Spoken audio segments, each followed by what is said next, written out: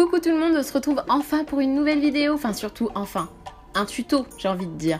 Ça fait tellement longtemps que j'ai pas filmé tuto et franchement ça me manquait énormément. Du coup aujourd'hui je vais vous faire mon maquillage du moment, celui que je porte actuellement tous les jours mais depuis 2 mois, vraiment.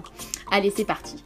Dans un premier temps j'applique mon fond de teint de chez Bourjois, c'est le Healthy Mix en teinte 51 vanille claire. Je l'adore, il est assez fluide, il est léger et avec les beaux jours qui arrivent c'est très bien. Je l'applique avec mon éponge de chez H&M qui est hyper molle. Franchement jamais testé le Beauty Blender mais elle est géniale celle-ci. Donc je la rachèterai sans problème. On va appliquer l'anti-cerne de chez Catrice sur les paupières parce que je sais qu'il est waterproof et qu'il tient extrêmement bien et mes fards ne bougeront pas au cours de la journée.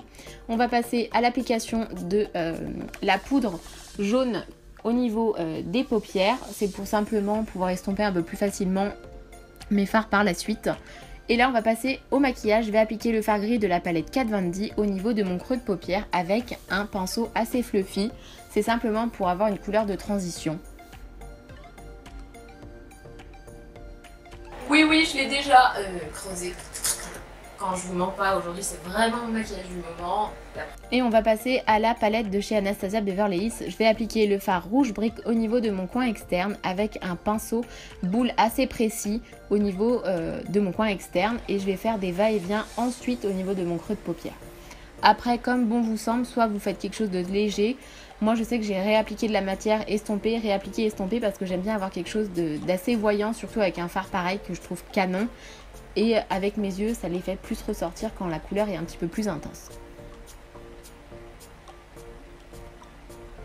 Et on passe à l'estompage. Je reprends mon pinceau assez fluffy et je fais des va-et-vient. Je vais prendre le fard que j'ai creusé d'ailleurs. C'est un fard qui est magnifique. Il est irisé. Je sais pas comment vous dire. C'est le fard vert mer en fait de la palette Anastasia et je l'adore. Je l'humidifie un petit peu et ça donne une couleur de dingue. Il est un peu, comment dire, un peu champagne. Voilà, c'est ça, c'est exactement le mot. Il est champagne et j'adore. Ensuite, je reprends mon pinceau boule et en fait, je vais simplement réappliquer un peu de matière pour fondre les deux couleurs entre elles et que ça fasse un rendu assez joli et surtout estompé.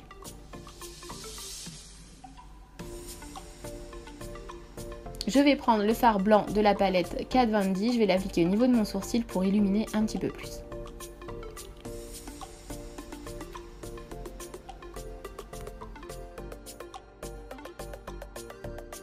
On passe à l'anti-cerne, je vais appliquer mon anti-cerne de chez NYX, mais je le trouve hyper foncé.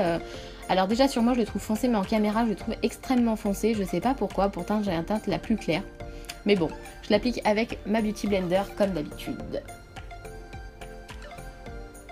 On va passer à ma poudre, c'est la poudre HD de chez Catrice que j'adore. Je l'applique au niveau de mon anti-cerne et de ma zone T. On va passer aux yeux, un crayon beige dans la muqueuse inférieure et supérieure pour le noir. Et là, j'applique la couleur brique de la palette et j'applique au niveau de mon ras des cils inférieur. Je prends le gris foncé de la palette Kat Von D et pareil avec un pinceau précision, je l'applique au niveau de mon ras des cils. J'adore quand le ras des cils est assez foncé, ça fait encore un peu plus ressortir mes yeux.